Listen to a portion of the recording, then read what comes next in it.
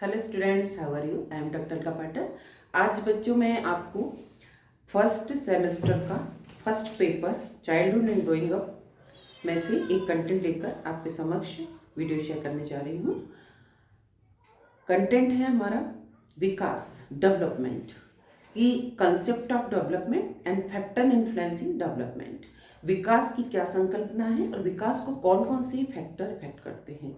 कि जब बच्चे का विकास होता है तो विकास शैने शैने होता है ना। अपनी आयु के साथ हमारा डेवलपमेंट होता जाता है। जैसे जैसे हमारा एज बढ़ता है हमारा डेवलपमेंट होता है।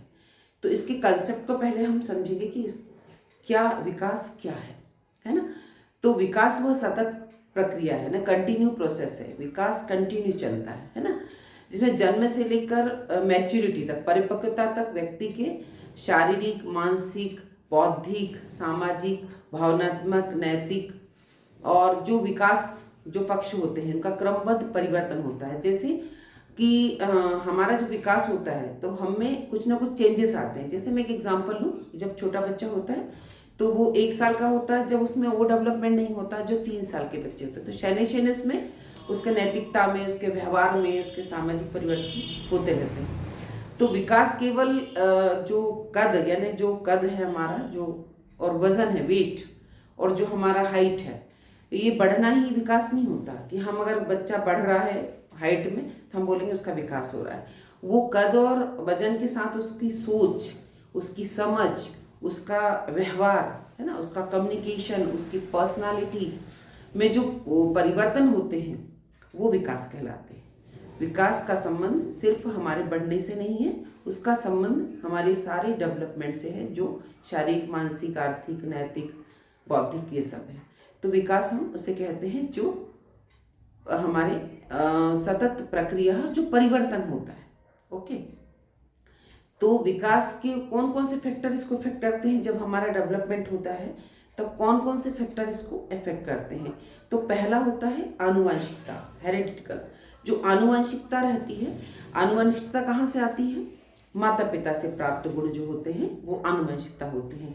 तो माता पिता से कौन से गुण होते हैं? जैसे माता पिता, आपने देखा हो कई बार, ऐसा कोई रेयर केस में होता होगा लेकिन जनरली आपने देखा होगा, अगर हाइट अच्छी है माता पिता की, या रंग, या उनकी इंटेलिजेंसी, या उनकी प्रतिभा, अगर माता पिता के जो गुण होते हैं वो बच्चों में आते हैं। अगर माता पिता ऊंचे हैं तो बच्चा भी, देखना, लंबाई, हाइट अच्छी होगी उसकी। या रंग गोरा है तो बच्चे भी गोरे होंगे। या बहुत माता पिता इंटेलिजेंस है तो बच्चा भी इंटेलिजेंट होगा। ओके, तो ये माता पिता से आनुवंशिकता आती है। तो ये फैक्टर भी हमारे डेवलपमेंट को प्रभावित करता है कि जैसे माता पिता का होगा रंग, ऊंचाई का, वैसा ही बच्चा होगा। फिर है एनवायरमेंट। एनवायरमेंट जो हमारा वातावरण, तो एनवायरमेंट सभी जगह का मैं बताती हूँ आपको। घर का भी होगा, विद्यालय का भी होगा, समाज का भी होगा और हमारे कल्चर का भी होगा। तो ये जितने भी एनवायरनमेंट होते हैं, घर में हमें जैसा एनवायरनमेंट मिलेगा, जैसा एनवायरनमेंट मिलेगा हमें वैसे ही हमारे डेवलपमेंट होगा। अगर हमने घर में हमें पॉजिटिविटी मिलेगी, अच्छा एनवायरनमेंट मिलेगा, मोटिवेशन मिलेगा, तो बच्चा वैसे ही प्रोग्रेस करेगा। अगर घर में उसको दबाव, टेंशन, ये सब होगा तो बच्चा ग्रोथ नहीं कर पाएगा, उसका डेवलपमेंट नहीं होगा। तो वैसे विद्यालय का है कि विद्यालय में बार बार बच्चे को बोलते हैं कि तुमको नहीं आता, तुमको नहीं आता, तो वो आता भी होगा तो उसे नहीं आएगा। तो वो इन्वायरमेंट भी बहुत इफेक्ट करता है। तो ये हमारे चहु ओर का जो इन्वायरमेंट है वो बच्चों को इफेक्ट करता है, उसके द्वारा ही हमारा डेवलपमेंट प्रभावित करता है। फिर है पोषण। पोषण मीन्स खाना, है ना, भोजन। तो भोजन कैसा होना चाहिए जिससे डेवलपमेंट हो?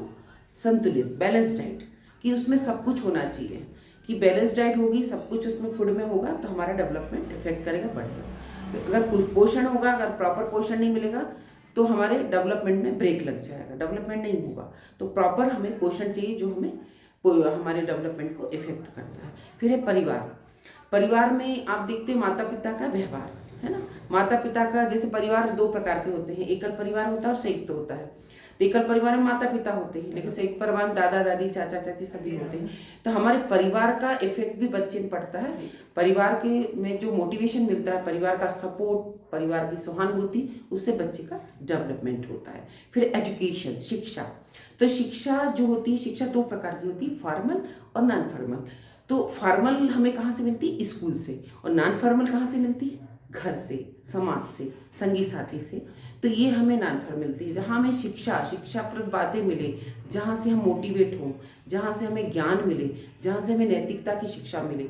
तो वो शिक्षा के द्वारा ही हमारा डेवलपमेंट होता है। जब हमें बहुत अच्छी बातें सीखने मिलती है तो हमारा डेवलपमेंट इफेक्ट करता है।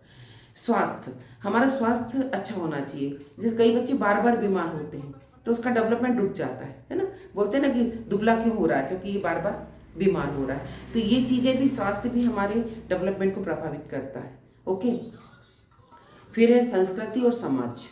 तो जो संस्कृति है, जो हमारा कल्चर है ना, और समाज।